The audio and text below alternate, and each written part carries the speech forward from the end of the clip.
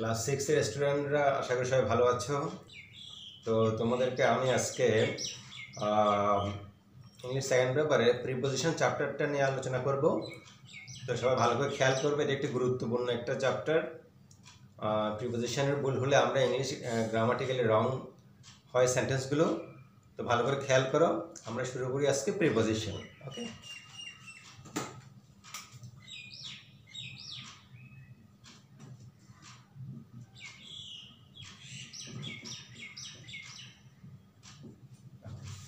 preposition.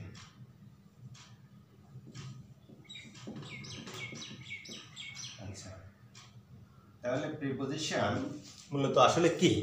Preposition হচ্ছে এমন কিছু শব্দ যেগুলো নাউন বা প্রোনাউনের পূর্বে বসে ওই বাক্যের অন্যান্য শব্দের সঙ্গে সম্পর্ক তৈরি করে। কিরকম দেখো,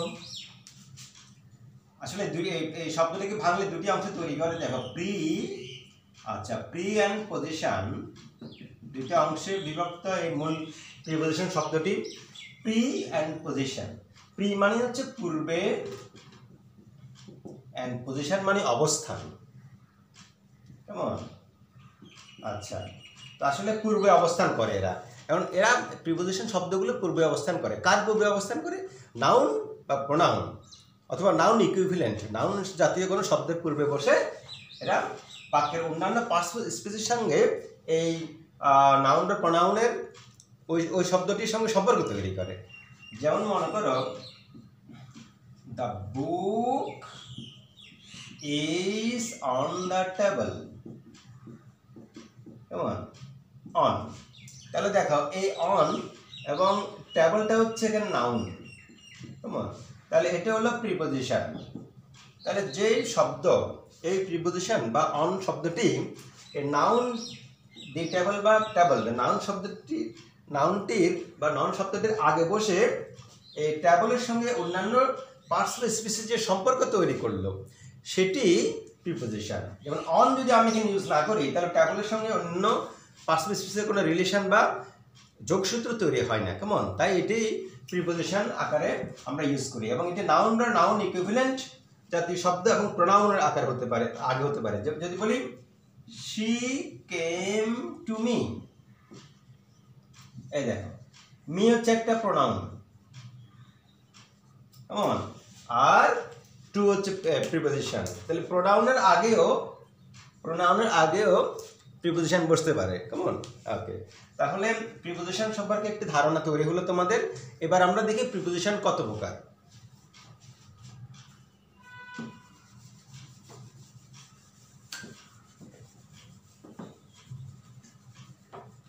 প্রিপোজিশন আসলে মূলত 6 ভাগে বিভক্ত।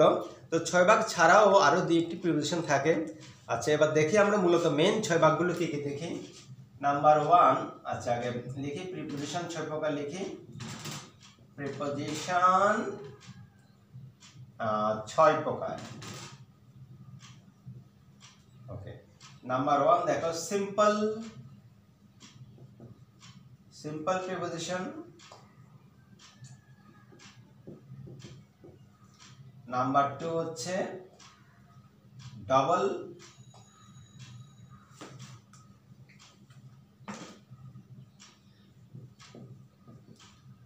প্রিপোজিশন। নাম্বার 3 হচ্ছে কম্পাউন্ড প্রিপোজিশন। নাম্বার 4 হচ্ছে ফ্রেজ প্রিপোজিশন।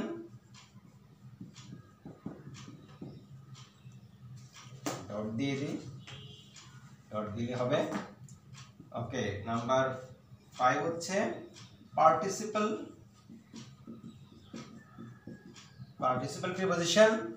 নাম্বার 6 হচ্ছে ডিটাচড or disguised।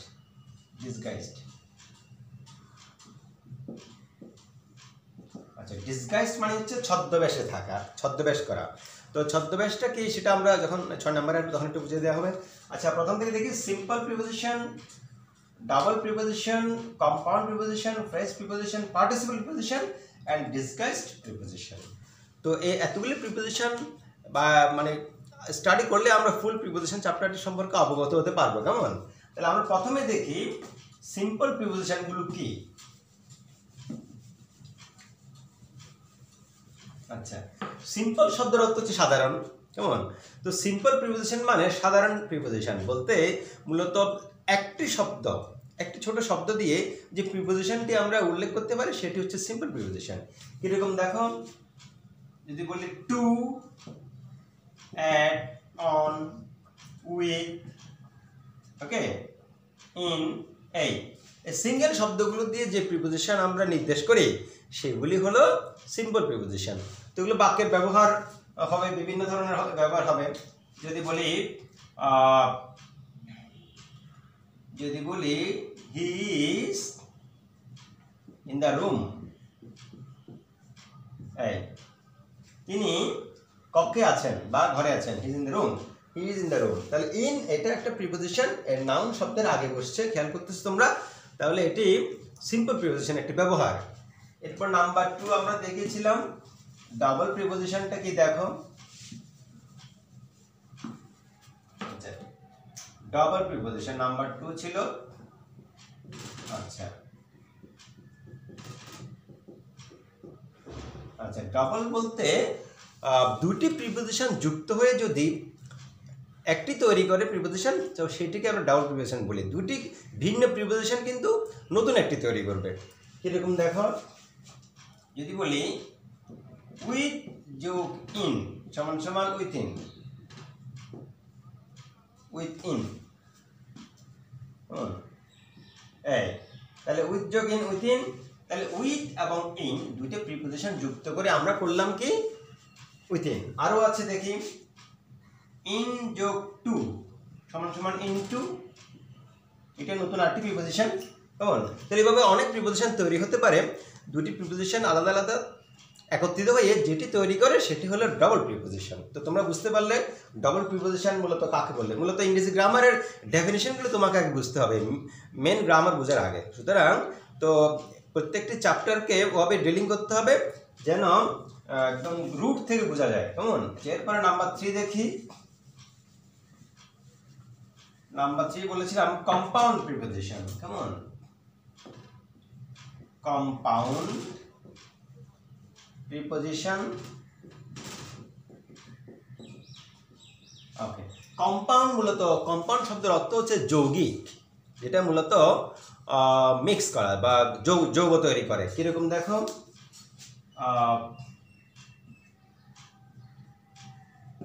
যেমন মনে করো বাই প্লাস হাইন্ড সমান সমান আমরা এটাকে বাহাইন্ড বা পেছনে বলি, বিহাইন্ড বা বাহাইন্ডে বলি। যে তাহলে এখানে বাইটা কিন্তু এখানে ভেতরে একটা বি ইন্ডিকেট করা হয়, নির্দেশ করা হয়। মূলত বাই যোগ হাইন্ড যোগ হয়ে বাহাইন্ড তৈরি বা পেছনে বা বাহাইন্ড তৈরি করে। কেমন? তাহলে এই বাই কিন্তু এখানে যখন যোগ হওয়ার পরে পরিবর্তিত হয়ে বি হয়ে যাবে। কেমন? তাহলে মূলত মেন শব্দটা হচ্ছে এখানে বাই, তারপরে হাইন্ড, বাহাইন্ড পেছনে। কেমন? তো এইভাবে তোমরা করবে। যেমন আরো আছে, যেমন মনে করো বাই যোগ 4 বিফোর। তাহলে বাই বলতে এখানে একটা বি লুকানো আছে। কেমন?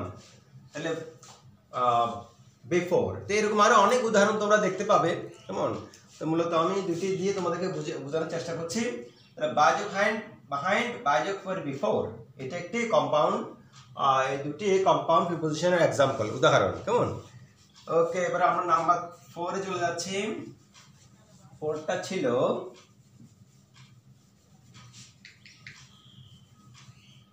Phrase, phrase preposition. আচ্ছা, ফ্রেজ প্রিপোজিশনটা কি? মূলত ফ্রেজ প্রিপোজিশন হচ্ছে অনেকগুলো শব্দ একত্রিত হয়ে যদি প্রিপোজিশনের আকারে ইউজ করা হয়, প্রিপোজিশন হিসেবে ব্যবহার করা হয়, তখন সেটিকে আমরা ফ্রেজ প্রিপোজিশন বলি। এবং সেটি বাক্যে কীভাবে ব্যবহার দেখো। যদি বলি by dint of, by dint of, দেখো এখানে বাই ডিন্ট অফ পুরোটা কিন্তু একটা ফ্রেজ প্রিপোজিশন। কেমন? আরও আছে in spite of, in spite of. তাহলে এটি কয়েকটি শব্দগুচ্ছ নিয়ে তৈরি প্রিপোজিশন। ইনস্পাইট অফ আরো অনেক হতে পারে। যদি বলি ইন লিউ অফ মানে পরিবর্তে, কেমন, ইন লিউ অফ অনেক হতে পারে। উইথ এ ভিউ টু উদ্দেশ্যে, কেমন, এরকম আরো অসংখ্য হতে পারে ফ্রেজ প্রিপোজিশনের এক্সাম্পল। তো একটা লাইন আমি দেখাচ্ছি এক্সাম্পল তোমাদেরকে। একটা লাইন দেখাও। She passed by dint of hard labor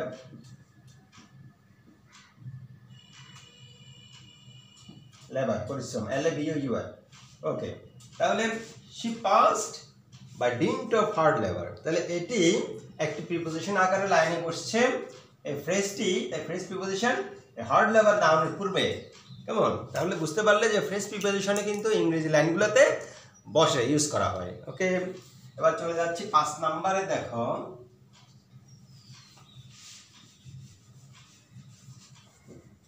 আচ্ছা 5 নাম্বারটা হচ্ছে পার্টিসিপল প্রিপোজিশন। দেখো পার্টিসিপল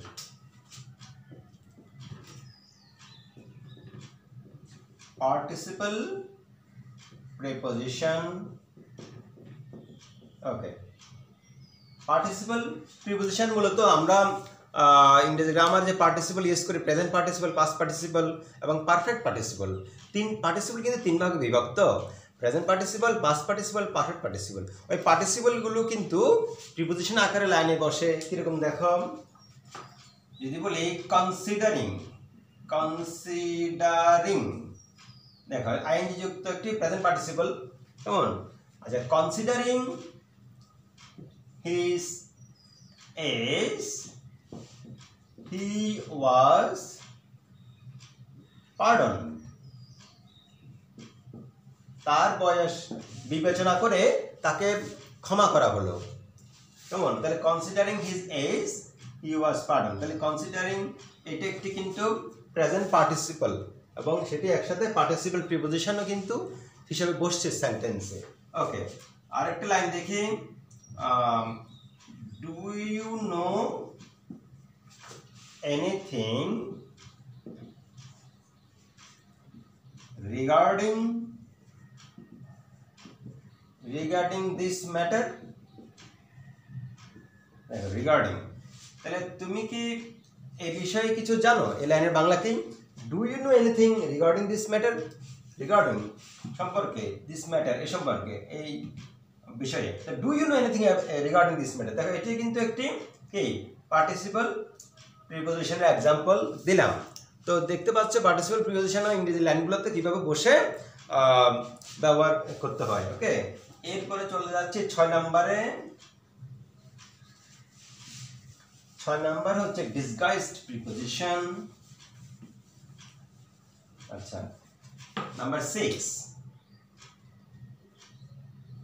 ডিসগাইজড প্রিপোজিশন। আচ্ছা, তাহলে আগে বলেছি একটু আগে যে ডিসগাইজ মানে হচ্ছে ছদ্মবেশ থাকা, কেমন। তাহলে কিছু কিছু প্রিপোজিশন আছে ইংরেজি লাইনগুলোতে বসে, এগুলো একটু সিক্রেট, কনসিলড অর একটু ডিসগাইজড আকারে থাকে। কিরকম দেখো, দ্য কিং ওয়েন্ট এ হান্টিং, খেয়াল করা, এ হান্টিং, দ্য কিং ওয়েন্ট এ হান্টিং, রাজা শিকার করতে বের হলেন। এই লাইনের বাংলা হচ্ছে রাজা শিকার করতে বের হলেন। তাহলে এখানে এই জায়গায় কিন্তু মূলত একটা প্রিপোজিশন লুকানো আছে, ডিসগাইজড করা আছে, সেটি হলো on. The king went on hunting, কেমন। আচ্ছা, আরেকটা এক্সাম্পল দেখো। ইট ইজ নাও 10 o'clock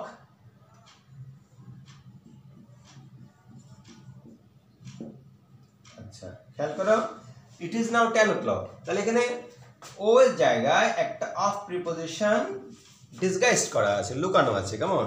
তাহলে আমরা বলতে পারি যে কোনো সব অক্ষরের সাথে যদি কোনো প্রিপোজিশন লুকানো থাকে সেটিকে আমরা ডিসগাইজড প্রিপোজিশন হিসাবে উল্লেখ করতে পারি। তো এরকম আরও থাকতে পারে। তো মূলত এই দুইটি অফ এবং অন এই দুইটি ইংরেজি গ্রামারে একটু বেশি ডিসকাসড আকারে দেখা যায়। তো তোমরা বুঝতে পারলে মূলত মেইন যে 6 প্রকার প্রিপোজিশনগুলো কিভাবে আমরা বর্ণনা করলাম, এগুলো ইংরেজি লাইনে কিভাবে ব্যবহার করতে হয়, কেমন? আচ্ছা যাই, এরপরে দেখো আরো 2 রকম প্রিপোজিশন আছে, একটু দেখো।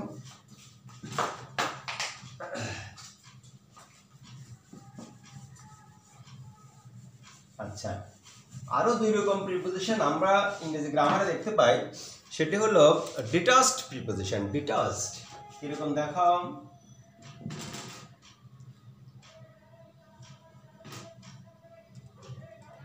Detached preposition. আচ্ছা, ডিটাচড মানে হচ্ছে বিচ্ছিন্ন। ডিটাচড মানে কি? আলাদা বা বিচ্ছিন্ন। যে প্রিপোজিশনগুলো বিচ্ছিন্ন আকারে থাকবে বাক্যে, কেমন, সেগুলোকে আমরা ডিটাচড প্রিপোজিশন হিসেবে বলতে পারি। কিরকম দেখো, যদি বলি একটি line, what is Dhaka famous for, এই দেখো ফর, তাহলে what is Dhaka famous for, তাহলে এই বাক্যটিতে কাছে ফর প্রিপোজিশনটি লাইন থেকে সম্পূর্ণ বিচ্ছিন্ন, একদম লাইনের শেষে বসেছে, তাই এটিকে আমরা ডিটাচড প্রিপোজিশন হিসাবে বলতে পারি, what is Dhaka famous for, কেমন?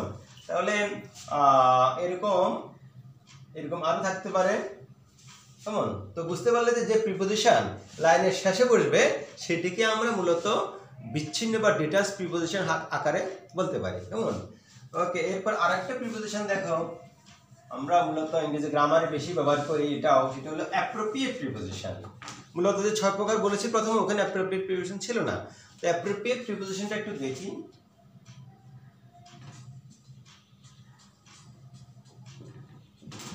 অ্যাপ্রোপ্রিয়েট, আসলে অ্যাপ্রোপ্রিয়েট প্রিপোজিশন বাংলা হচ্ছে যথাযথ প্রিপোজিশন বা বয়। তাহলে যে প্রিপোজিশনটি যথাযথভাবে বাক্যে বসবে সেটিকে অ্যাপ্রোপ্রিয়েট প্রিপোজিশন বলে। এটা মূলত 6টি ভাগের মধ্যে, মেইন ভাগের মধ্যে নাই, এখানে সবগুলো প্রিপোজিশন মূলত অ্যাপ্রোপ্রিয়েটলি বসতে পারে, ওই কারণে এটিকে অ্যাপ্রোপ্রিয়েট প্রিপোজিশন বলা হয়, কেমন? আচ্ছা, এখন অ্যাপ্রোপ্রিয়েট প্রিপোজিশনগুলোকে অ্যাপ্রোপ্রিয়েট বলে কেন?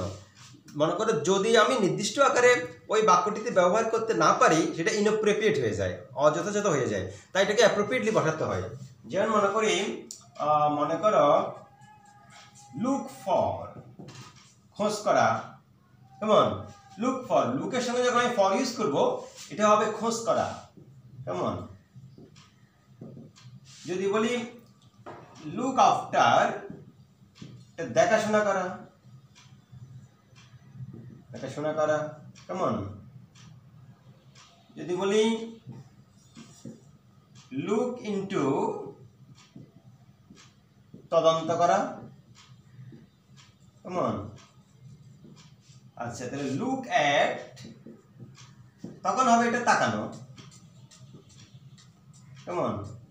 তো এরকম অনেকগুলো ভার্বের সঙ্গে প্রিপোজিশন অ্যাপ্রোপ্রিয়েটলি বসে, কেমন? তো এটির একটা আলাদা শ্রেণীবিভাগ করা আছে, কেমন? এগুলো মুখস্থ করে নিতে হয়, কেমন, বুঝে নিতে হয়। তো তোমরা বুঝতে পারলে যে অ্যাপ্রোপ্রিয়েট প্রিপোজিশন অ্যাপ্রোপ্রিয়েটলি বসাতে হয় বা যথাযথ বসাতে হয়, তাই এটি নাম দেওয়া হয়েছে অ্যাপ্রোপ্রিয়েট প্রিপোজিশন। ওকে, আচ্ছা, এবার আমরা দেখি প্রিপোজিশনের বিস্তারিত একটু ব্যবহার। প্রথমে আমরা সিম্পল প্রিপোজিশনগুলো একটু ব্যবহার বেশি করে শিখতে হবে। তো সিম্পল প্রিপোজিশনগুলোর একটু ব্যবহারগুলো দেখি। প্রথমে দেখি সেটা হলো অ্যাবাউট।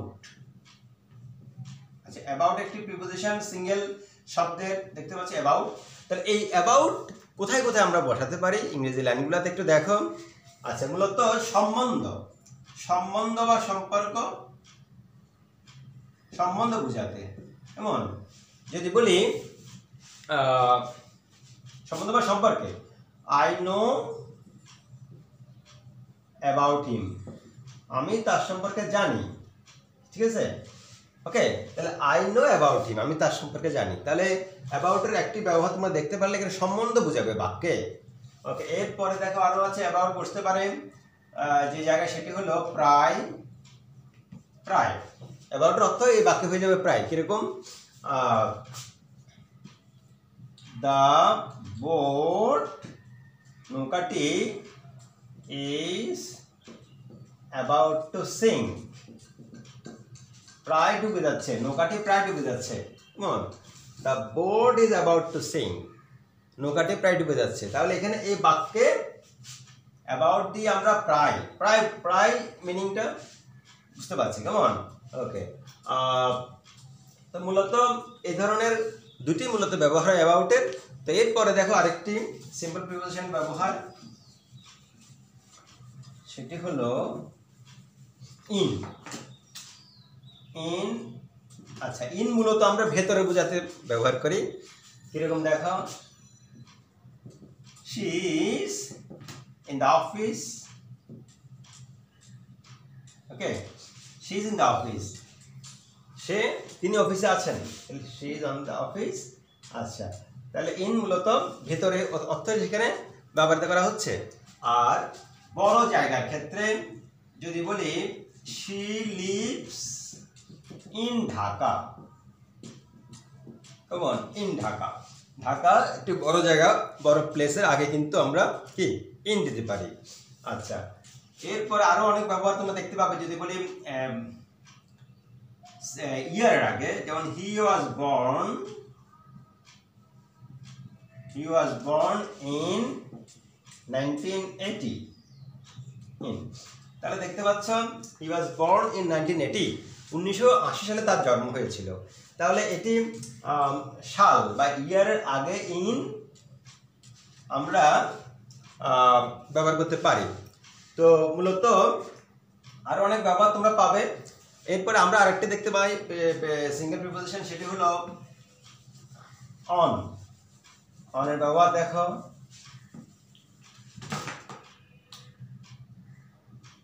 আচ্ছা, অন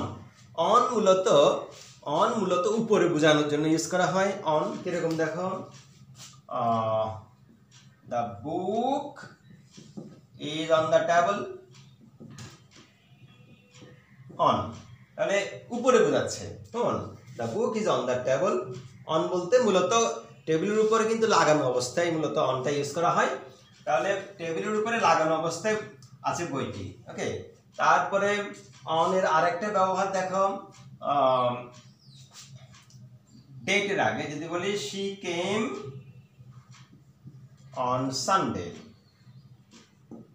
সানডে, ডেটের আগে আমরা কি ডেট বলতে দিনের আগে আমরা এখানে অন ইউজ করতে পারি। ঠিক আছে? তো মূলত আরো অনেক ব্যবহার তোমরা দেখতে পাবে, আরো অনেক প্রিপোজিশন আছে, সিম্পল প্রিপোজিশনগুলো। তো আমরা আজকে এখানে শেষ করি। তো এটার আরো কয়েকটি পার্ট লাগবে। কেমন? তো আরো 2-3টি পার্ট নিয়ে এই টোটাল প্রিপোজিশন চ্যাপ্টারটি শেষ করতে হবে। তো তোমরা আজকে এতটুকু বুঝে নাও, পরবর্তী ক্লাসে প্রিপোজিশনগুলো আরো বিস্তারিত বুঝিয়ে দেওয়া হবে। তো সবাই ভালো থাকিও। ওকে, থ্যাংক ইউ।